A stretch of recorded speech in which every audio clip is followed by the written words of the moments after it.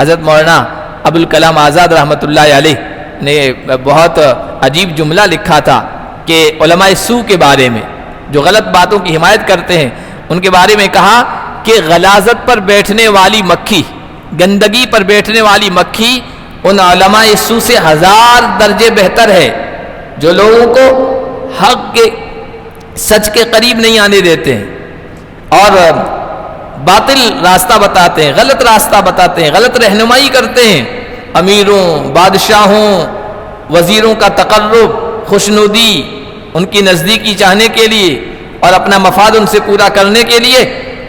غلط مسائل بتاتے ہیں، ان کی حمایت کرتے ہیں غلط طریقے پر، تو کہا کہ گندگی پر بیٹھنے والی مکھی ان سے 1000 درجے بہتر۔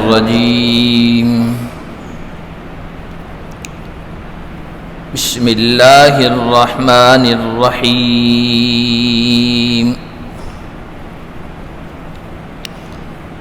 وَاتْلُ عَلَيْهِمْ نَبَأَ الَّذِي آتَيْنَاهُ آيَاتِنَا فَانسَلَخَ مِنْهَا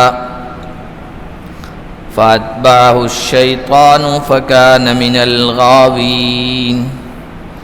وَلَوْ شِئْنَا لَرَفَعْنَاهُ بِهَا وَلَكِنَّهُ أَخْلَدَ إِلَى الْأَرْضِ وَاتَّبَعَ هَوَاهُ فَمَثَلُهُ كَمَثَلِ الْكَلْبِ إِن تَحْمِلْ عَلَيْهِ يَلْهَثْ أَوْ تَتْرُكْهُ يَلْهَث ذَلِكَ مَثَلُ الْقَوْمِ الَّذِينَ كَذَّبُوا بِآيَاتِنَا فَاقْصُصِ الْقَصَصَ لَعَلَّهُمْ يَتَفَكَّرُونَ۔ آج کے درس کا آغاز ہم اللہ کے فضل و کرم سے سورۃ الاعراف کی آیت نمبر 175 سے کر رہے ہیں۔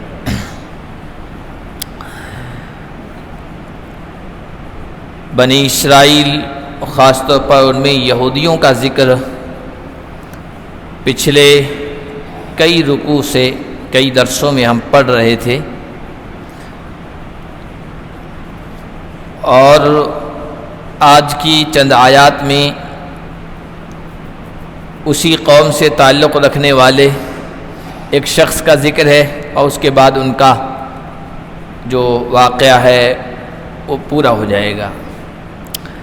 اللہ تعالیٰ نے ارشاد فرمایا، اے نبی آپ ان کو پڑھ کے سنائیے اس شخص کی خبر جس کو ہم نے اپنی آیتوں کا علم دیا تھا اور پھر وہ ان سے نکل گیا، شیطان نے اس کا پیچھا کیا اور وہ گمراہ لوگوں میں سے ہو گیا۔ یہ کس شخص کا ذکر ہے؟ قرآن کریم نے نام نہیں لیا، اور قرآن زیادہ تر واقعات میں نام نہیں لیتا ہے، اس لیے کہ نام لے لیا گیا تو اس کا مطلب یہ ہے کہ وہ چیز اس شخص کے ساتھ خاص ہو جاتی ہے، اور قرآن پڑھنے والا یہ سمجھتا ہے کہ یہ بات اسی کے لیے ذکر کی گئی ہے، میرے لیے نہیں ہے، عام لوگوں کے لیے نہیں ہے۔ تو نام سے مطلب نہیں ہوتا، کردار سے مطلب ہوتا ہے۔ اس شخص کا جو کردار تھا، اس کا جو کام تھا، جس کی وجہ سے اس کی مذمت اور برائی بیان کی گئی،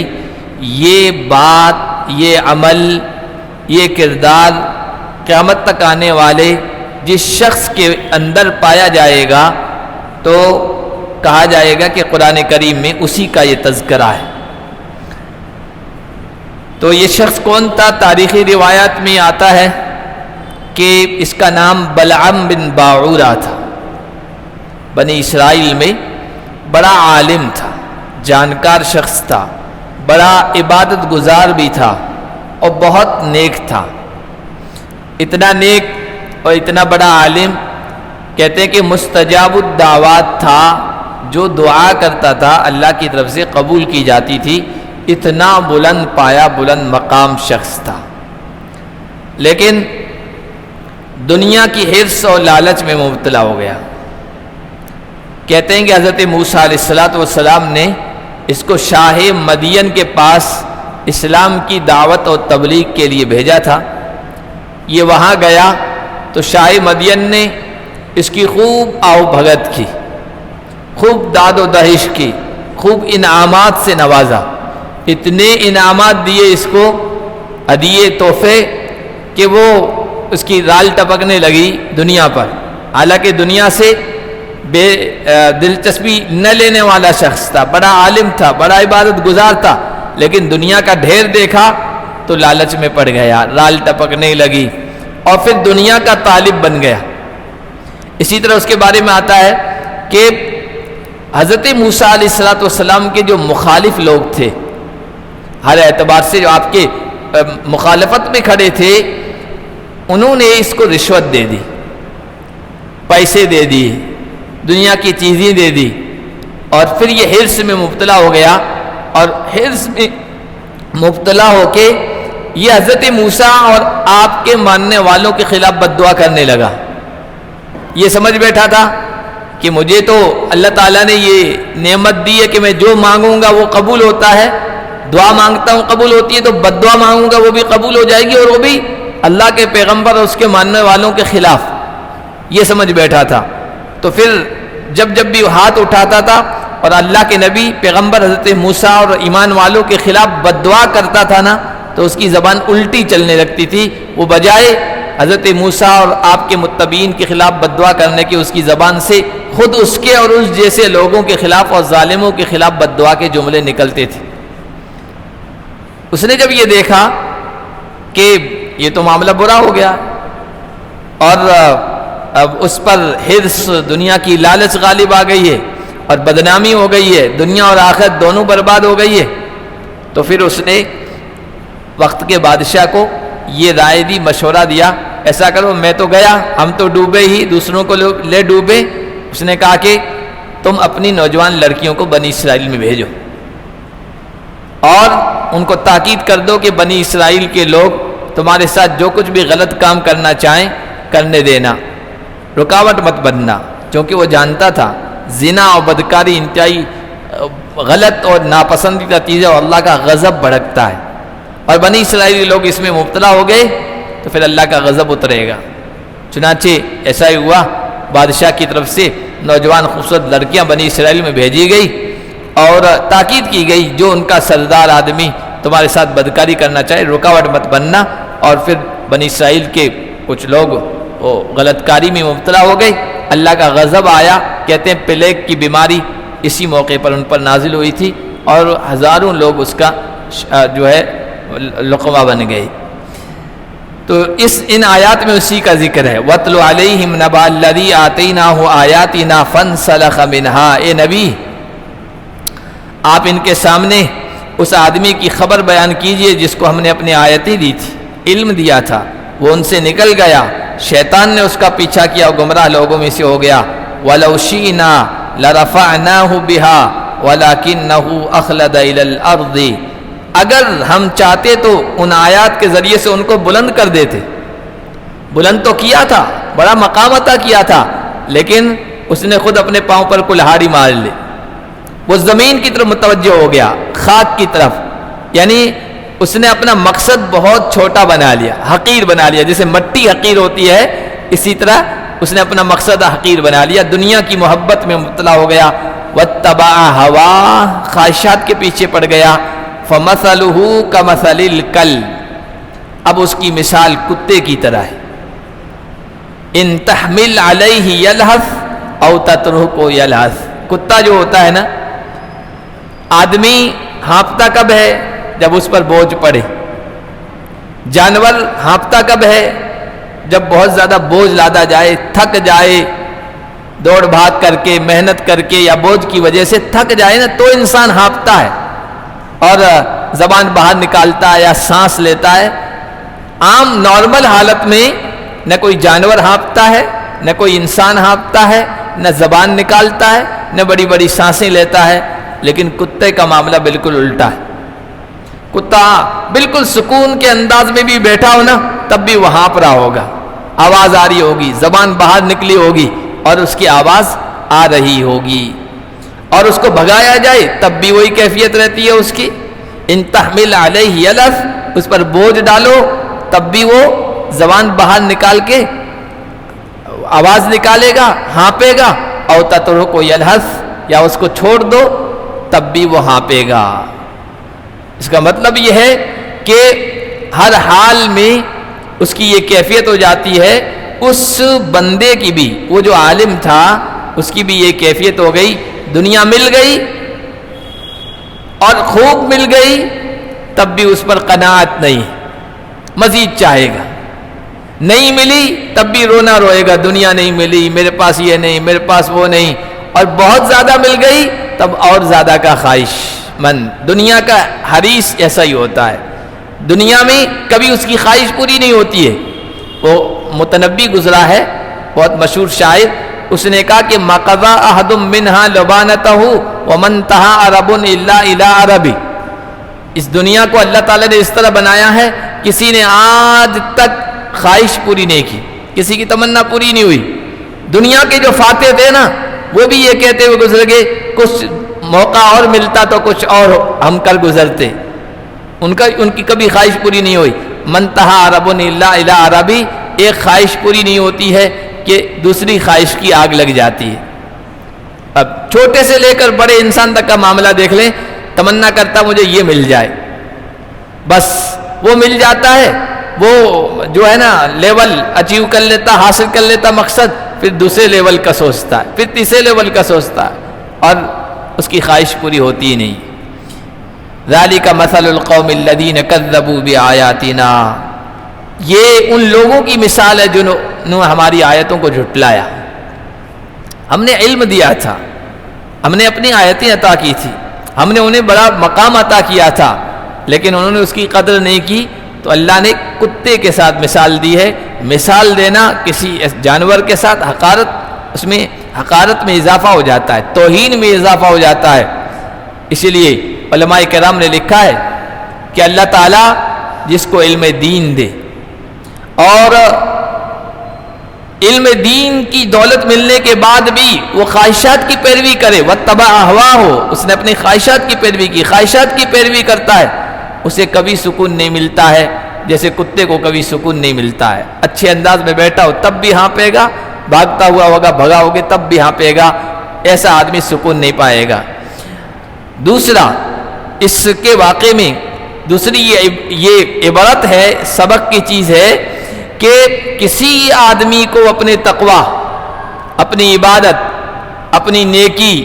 اپنے خیر، اپنی تبلیغ، اپنے جہاد، کوئی بھی نیکی کا کام انجام دے رہا ہو، اس پر گھمنڈ میں مبتلا نہیں ہونا چاہیے۔ میں بہت بڑا کارنامہ انجام دے رہا ہوں اور بہت بڑا نیکی کا کام کر رہا ہوں، اس وجہ سے کہ انسان کب پٹری سے ہٹ جائے کچھ پتہ نہیں، دل کب پھر جائے کچھ پتہ نہیں۔ اچھے اچھے نیک لوگ، عبادت گزار لوگ، بڑے بڑے علماء زندگی کے ایک مرحلے میں آ کے پٹری چھوڑ دی، انہوں نے گمراہی میں مبتلا ہو گئے۔ اس لیے اللہ کے نبی نے دعا کی ہے، دعا سکھائی ہے قرآن نے ہمیں، ربنا لا تزغ قلوبنا بعد اذ ہدیتنا، اے اللہ صحیح راستے پہ لانے کے بعد، ہدایت کی دولت عطا کرنے کے بعد ہمارے دلوں کو ٹیڑھا مت کرنا۔ حضور دعا کرتے تھے، یا مصرف القلوب صرف قلبی علی طاعتک، اے دلوں کو پھیرنے والے میرے دل کو اپنی اطاعت پر جما دے، دل کب پھر جائے کچھ پتہ نہیں۔ اور تیسری یہ چیز اس واقعے سے معلوم ہوئی کہ انسان کو اس بات میں محتاط رہنا چاہیے، بچنا چاہیے کہ گمراہ لوگ ہیں، بھٹکے ہوئے ہیں، راستے سے ہٹے ہوئے ہیں، ان کا ہدیہ تحفہ اگر ان کی طرف سے آ رہا ہو تو قبول نہیں کرنا چاہیے۔ اور پھر جب کہ اس کو یہ پتا ہو کہ کسی زندگی کے مرحلے و موڑ پہ یہ ہم سے غلط مسئلہ معلوم کروا لیں گے، فتویٰ معلوم کرا لیں گے، غلط استعمال کر لیں گے، تو ایسے لوگوں سے ہدیہ اور تحفہ قبول نہیں کرنا چاہیے۔ یہ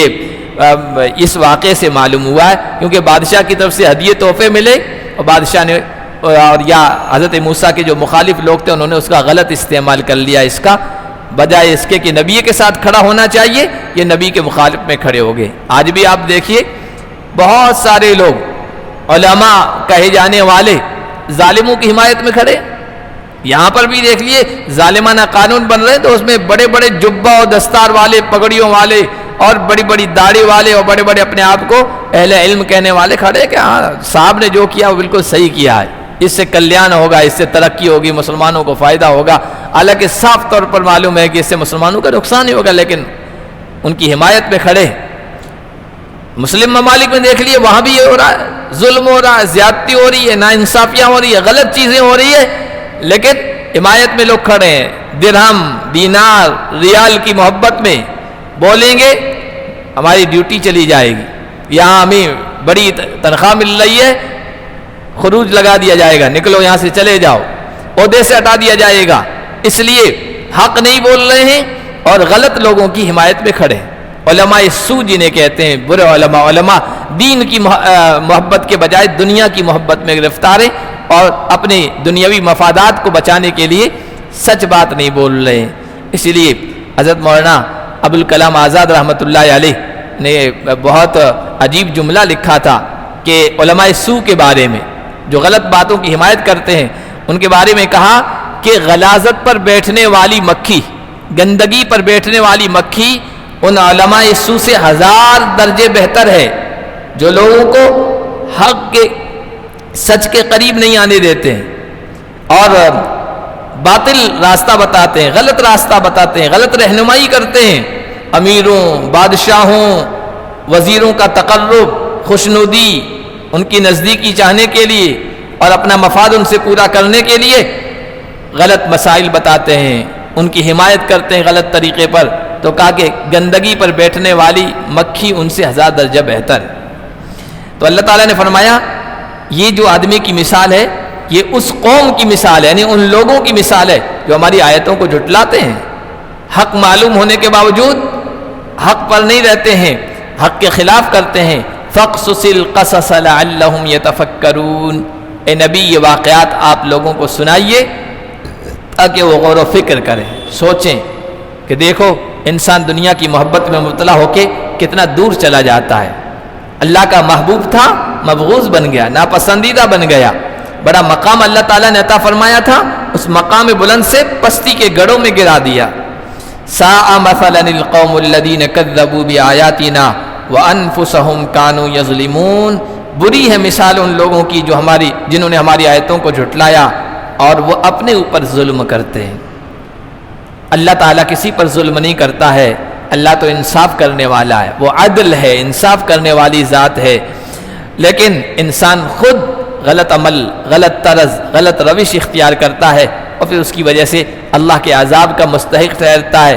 اور عبرت کا نمونہ بن جاتا ہے۔ اب اتنا بڑا عالم تھا، دیکھو اللہ تعالیٰ نے کہا اس کی مثال کتے کی طرح ہے، برائی کے ساتھ اس کا ذکر کیا۔ اب کوئی کہے اتنا بڑا آدمی تھا، اللہ نے بڑی ناانصافی کی، نہیں، اللہ کسی کے ساتھ ناانصافی نہیں کرتا ہے، آدمی خود غلط طرز اختیار کرتا ہے تو پھر اللہ کی طرف سے عبرت کا نمونہ بنا دیا جاتا ہے۔ من یہد اللہ فہو المہتدی، اللہ جسے ہدایت دے وہی ہدایت یافتہ ہے۔ کوئی اپنے دم پر نیکی پر نہیں جم سکتا ہے، یہ بات یاد رکھیے، کوئی اپنے دم پر نیکی نہیں کر سکتا ہے، اللہ توفیق دیتا ہے تو بندہ نیکی کرتا ہے، اللہ کی توفیق ہوتی ہے تو بندہ نیکی پر جمتا ہے، اور اللہ کی طرف سے توفیق ہوتی ہے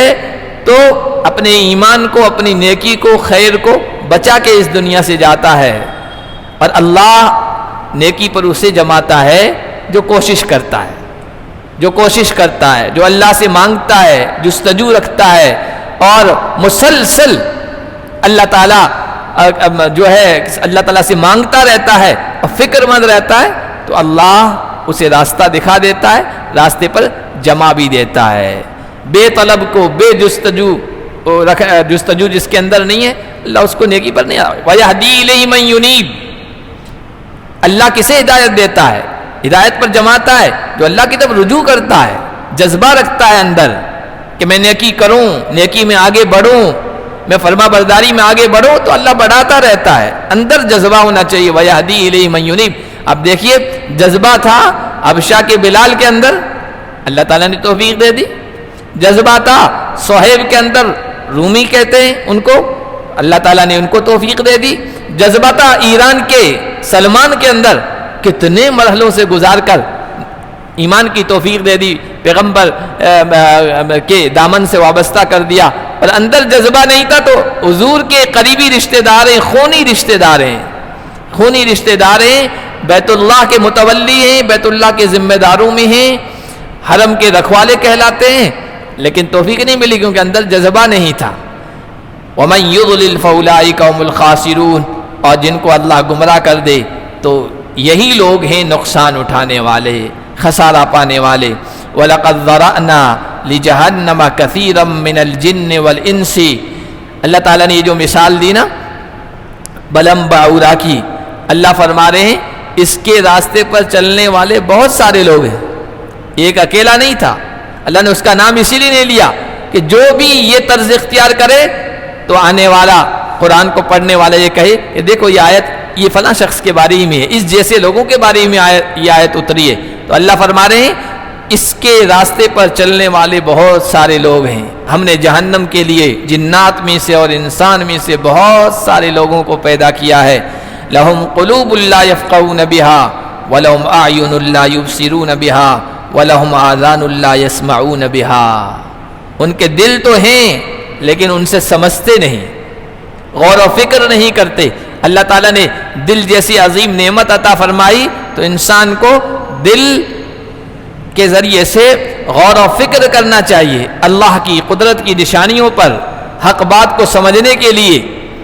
لیکن دنیا میں بڑی تعداد لوگوں کی ایسی ہے جو اپنے دل کو، دماغ کو صحیح طریقے پر استعمال ہی نہیں کرتے ہیں۔ وَلَهُمْ أَعْيُنٌ لَا يُبْصِرُونَ بِهَا، اللہ فرما رہے ان کی آنکھیں ہیں جن کے ذریعے سے وہ دیکھتے نہیں ہیں، اور ان کے کان ہیں جن کے ذریعے سے وہ سنتے نہیں۔ حالانکہ سب کے پاس عقل ہے، دماغ ہے، اللہ نے دی ہے، اور اپنے اعتبار سے سوچتے بھی ہیں، دنیا کے اعتبار سے بڑا سوچتے ہیں، بڑا غور و فکر کرتے ہیں۔ آنکھیں دی ہے، دیکھتے نہیں، دیکھنے کا مطلب دنیا کی تو ساری چیزیں دیکھ رہے ہیں، لیکن جو چیز دیکھنی چاہیے، حق دیکھنا چاہیے، سچ دیکھنا چاہیے، وہ ان آنکھوں کے ذریعے سے نہیں دیکھ رہے ہیں۔ اور کان ہیں لیکن سنتے نہیں ہیں، حق بات کو نہیں سنتے، صحیح بات کو نہیں سنتے ہیں، باقی غلط چیزیں ہر طرح کی سن رہے ہیں۔ تو یہ سننا نہ سننے جیسا ہے، یہ دیکھنا نہ دیکھنے جیسا ہے، اور یہ دل اور دماغ اللہ تعالیٰ نے دیا ہے لیکن حق سچ بارے میں غور و فکر ہی نہیں کرتا، تو ایسا ہے کہ اس کے پاس دل دماغ ہے ہی نہیں۔ آگے اللہ نے فرمایا اولئک کالانعام، یہ تو جانوروں کی طرح ہے، جانور پھر بھی تھوڑا موڑا سوچ لیتا ہے، یہ تو جانوروں کی طرح ہیں۔ بل ہم اول، بلکہ جانوروں سے بھی گئے گزرے ہیں، بھٹکے ہوئے ہیں، جانوروں سے بھی گمراہ ہیں، جانوروں سے بھی زیادہ نقصان میں ہیں۔ جانور تو مکلف نہیں ہے، اس دنیا میں جیسے تیسے روکھے سوکھے رکھے زندگی گزار لیں گے، معاملہ ختم ہو جائے گا۔ ان کا معاملہ تو یہ کہ مکلف ہیں، ذمہ دار ہیں، اللہ تعالیٰ نے سوچنے سمجھنے کی ان کو صلاحیت دی ہے، مکلف بنایا، یہ کرنا ہے، اور پھر دنیا میں ختم ہو کے معاملہ ختم نہیں ہو جائے گا، آخرت میں ان کو کھڑا کیا جائے گا، پھر جیسے اعمال انہوں نے کیے ہوں گے اس اعتبار سے ان کا رزلٹ کا، نتیجے کا اور انجام کا سامنا کرنا پڑے گا۔ تو ان کا معاملہ تو بڑا گمبھیر ہے، بڑا پریشان کن ہے۔ اولئک هم الغافلون، یہ لوگ ہیں غافل، نہ دل کا استعمال کر رہے ہیں، نہ دماغ کا صحیح استعمال کر رہے ہیں، نہ کانوں کا صحیح استعمال کر رہے ہیں، اور نہ آنکھوں کا صحیح استعمال کر رہے ہیں، یہ غافل لوگ ہیں۔ اور یاد رکھیے غفلت ہی انسان کے لیے تباہی کا پیش خیمہ ہے۔ اس لیے ہماری شریعت میں، اسلام میں جتنی بھی چیزیں رکھی گئی ہیں نا دین کے سلسلے میں، ایک ایک چیز اللہ کو یاد کروانے والی، عبادتیں جتنی بھی ہے نا، اب آپ دیکھیے نماز اللہ کی یاد کرواتی ہے، روزہ تقوی کیا ہے؟ ہر حال میں اللہ تعالیٰ کا خوف، ڈر پیدا ہو جائے۔ اب روزے میں یہ کیفیت پیدا ہوتی ہے اللہ کی یاد، بھوکا پیاسا گرمی کے موسم میں گھر کے اندر بیٹھا ہے، فریج کے اندر کھانے پینے کی بہترین چیزیں ہیں، کنڈی لگی ہوئی ہے، دروازہ کھڑکی سب بند ہیں، پردے لگے ہوئے، کوئی نہیں دیکھ رہا ہے، لیکن وہ کہتا ہے جس کے لیے روزہ رکھا ہے میں نے وہ دیکھ رہا ہے، اللہ کی یاد دلا رہی ہے، غفلت کو دور کر رہا ہے۔ حج، ماشاءاللہ حج کا تو ایک ایک عمل اللہ کی یاد دلا رہا ہے، ایک ایک عمل، یہاں سے روانہ ہوتا ہے، احرام باندھا، یاد دلا رہا ہے کچھ، لبیک اللہم لبیک پڑھتا ہے، اور کہا گیا احرام باندھا ہے لبیک پڑھو، بیٹھو لبیک، کھڑے ہو لبیک، چڑھائی پر چڑھو لبیک، نیچے اترو لبیک، کوئی نیا انسان سامنے آئے لبیک اللہم لبیک، ایک ایک چیز، ایک ایک حرکت، ایک ایک سکون، ایک ایک چیز اللہ کی یاد دلا رہی ہے. جتنے بھی اعمال حج میں کہا گیا ہے اللہ کو خوب یاد کرو، ہے ہی وَاذْكُرُوا اللَّهَ فِي أَيَّامٍ مَّعْدُودَاتٍ، یہ چند دن ہیں ان میں اللہ کو خوب یاد کر لو، اللہ کی یاد دلا رہی ہے. تو یہ ہماری جتنے بھی اسی طرح ہماری دو دعائیں ہیں، آپ دیکھیے نبی علیہ السلام نے دعائیں سکھائی ہے، ہر حالت کی دعائیں سکھائی ہے، ہر حالت کی، کھانے سے پہلے کی، کھانے کے بعد کی، سونے سے پہلے کی، سونے کے بعد کی، سو کر اٹھنے کی، بیت الخلاء میں جانے کی، بیت الخلاء سے باہر آنے کی، یہاں تک کہ خاص پرائیویٹ عمل میاں بیوی کا اس وقت بھی اللہ کی یاد دلائی جا رہی، دعا سکھائی جا رہی. یہ کیوں؟ غفلت ہم سے ہٹے، اللہ کی یاد، اللہ کا استحضار رہے. اور یہ جب غفلت آتی ہے نا تو بندہ صحیح راستے پہ چلتا ہے، پھر وہ سب کچھ ٹھیک کرتا ہے. اس لیے علامہ اقبال رحمۃ اللہ علیہ نے کہا تھا، شکوہ کرتے ہوئے، مسلمانوں کا شکوہ کرتے ہوئے کہا کہ غافل ترے زمرد مسلمان ندیدام، غافل ترے زمرد مسلمان ندیدام، دل درمیان سینہ وہ بیگانہ دل است. میں نے مسلمانوں سے بڑھ کر غافل کسی انسان کو نہیں دیکھا، مسلمانوں سے بڑھ کر کسی مرد کو، کسی انسان کو نہیں دیکھا ہے. اس کے سینے کے درمیان اللہ تعالیٰ نے دل تو رکھا ہے لیکن وہ دل سے بیگانہ ہے. اس دل میں اللہ کی یاد رہنی چاہیے، اس دل میں اللہ کا ذکر رہنا چاہیے، اس دل میں ہمیشہ اللہ کا استحضار رہنا چاہیے، میرا اللہ مجھے دیکھ رہا ہے، یہ رہنا چاہیے. لیکن آج کا مسلمان اس سے بیگانہ ہے. تو کہا گیا یہ غفلت ہے، یہ لوگ غافل ہیں. وَلِلَّهِ الْأَسْمَاءُ الْحُسْنَى فَادْعُوهُ بِهَا. اب آگے کہا جا رہا ہے کہ اللہ کی یاد ہمیشہ کیسے رہے گی، غفلت دور کیسے رہے گی. تو کہا کہ اللہ کے بہترین بہترین خوبصورت نام ہیں، ان کے ذریعے سے اللہ کو پکارو، ان کے ذریعے سے اللہ کو پکارو. حدیث میں آیا نا، ان للہ 99 اسما، اللہ کے 99 نام ہیں. من احصاها، جو ان کو یاد کر لے گا، ان کا استحضار رکھے گا، ان کے مطابق عمل کرے گا، دخل الجنہ، سیدھا جنت میں داخل ہو جائے گا. اس صحیح حدیث میں یہ فضیلت آئی ہے. اس لیے ہمیں بھی چاہیے کہ اللہ کے 99 نام یاد کریں. بہت آسان ہے، بچوں کو یاد کرائیں، بچے یاد کر لیں گے، ہمیشہ یاد رہیں گے. بچپن کا یاد کیا ہمیشہ یاد رہتا ہے. روزانہ ایک نام یاد کرا لے، 99 دن میں 99 نام یاد ہو جائیں گے، حدیث پر عمل ہو جائے گا، فضیلت حاصل ہو جائے گی، جنت کا داخلہ آسان ہو جائے گا. یہ اللہ کے 99 نام ہیں، ان کے ذریعے سے پکارو. علماء نے لکھا ان کے ذریعے سے پکارنے کا مطلب ہے جیسی آپ کی حالت ہے، جیسی آپ کی سچویشن ہے، جن حالات سے آپ گزر رہے ہیں نا، اس کے مطابق اللہ کا نام لے کے پکارو. روزی کی تنگی ہے تو کہو یا رزاق، یا غنی. پریشانی سے گزر رہے ہیں، برداشت نہیں ہو رہی ہے کہ یا حلیم، یا حلیم، اے برداشت والے، میں عاجز ہوں، آپ تو بڑے برداشت والے، میں یہ حالت مجھ سے برداشت نہیں ہو رہی ہے، یہ پریشانی مجھ سے، اس کو دور کر دے. اس لیے وہ دعائیں آئیے، لا الہ الا اللہ العظیم الحلیم، لا الہ الا اللہ رب العرش العظیم. حضور نے فرمایا بہت کرب میں، ٹینشن میں، پریشانی میں، بے چینی میں آدمی ہو اور اس طریقے سے اللہ کو پکارے، لا الہ الا اللہ العظیم الحلیم. حلیم کا لفظ آ رہا ہے. اسی طرح ظالم اور جابر بادشاہ ہیں، ظلم کی انتہا کر دی انہوں نے، تو کہ یا قہار، یا جبار، یہ نام اسی حالت کے مطابق ہیں. تو 99 نام جو ہے نا بہت بہت اہم ہیں. جیسے حالات سے انسان گزر رہا ہو اسی طرح کے وہ نام لے کے پکارے اللہ تعالیٰ کو اور اللہ تعالیٰ کو یاد کرے، اللہ تعالیٰ سے مانگے. وَذَرُوا الَّذِينَ يُلْحِدُونَ فِي أَسْمَائِهِ، اور آپ ان کو چھوڑ دیجئے جو اللہ کے ناموں میں ٹیڑھا پن اختیار کرتے ہیں. اللہ کا یا تو اللہ کا نام غلط لیتے ہیں یا اللہ کے ناموں کا، صفات کا غلط مطلب لیتے ہیں، کجروی اختیار کرتے ہیں، ٹیڑھا پن اختیار کرتے ہیں. اسماء الہی میں، اللہ کے ناموں میں ٹیڑھا پن اختیار کرنے کا کیا مطلب ہے؟ ایک شکل تو یہ ہے غیر اللہ کو اللہ کا نام دیا جائے، جیسے بہت سارے مشرک عرب کے جاہل دیوی دیوتاؤں کو ان کا جو نام ہے وہ اللہ کا جو نام ہے وہ کہتے ہیں یہ فلاں دیوی رزاق ہے، جیسے لکشمی دیوی مثال کے طور سمجھے گی یہ روزی دینے والی ہے، یہ غیر اللہ کا نام دیا جا رہا ہے. لات تھا ان کا بت، وہ کہتے تھے یہ اللہ کی مؤنث ہے، اللہ تو مذکر ہے، مرد ہے، تو اس کی مؤنث لات ہے جو ان کا بت تھا. تو یہ غیر اللہ کو اللہ کا نام دیا جا رہا ہے. دوسرا جو ہے اللہ کے لیے ایسا نام اختیار کرنا جو اس کی شان کے خلاف ہو، عظمت کے خلاف ہو، جیسے اللہ کو باپ کہنا، عیسائی کہتے ہیں باپ بیٹا خدا، عیسیٰ کہ اللہ عیسیٰ کے باپ ہیں، یہ اللہ کی شان کے خلاف ہے، یہ بھی نام میں ٹیڑھا پر اختیار کرنا ہے۔ اور تیسرا، اللہ کے لیے کوئی ایسا نام جس کے بارے میں تحقیق نہ ہو، جیسے 99 نام تو حدیث میں آئے، ان کے علاوہ کوئی ایسا نام جس کے بارے میں قرآن و حدیث میں نہیں آیا اور تحقیق نہیں ہوئی کہ اللہ کا نام ہے،